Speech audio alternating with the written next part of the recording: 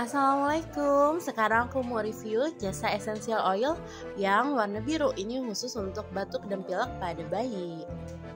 Nah, ini waktu kebetulan bayiku lagi batuk dan pilek. Karena usianya masih 3 bulan, jadi aku meminimalisir dia untuk minum obat. Jadi aku coba ikhtiar pakai jasa ini. Harganya 30 ribuan aja ya, Mam. Aku belinya di Shopee. Cara penggunaannya mudah banget, Mam. Dioleskan saja pada leher, dada, perut, tangan, dan juga telapak kaki bayi.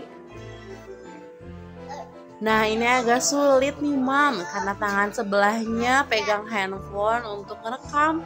Tangan kanannya berusaha untuk nangkep kakinya untuk ngelolesin essential oilnya. Setelah mengoleskan essential oilnya, berikan sedikit pijatan pada bayi ya, Mam.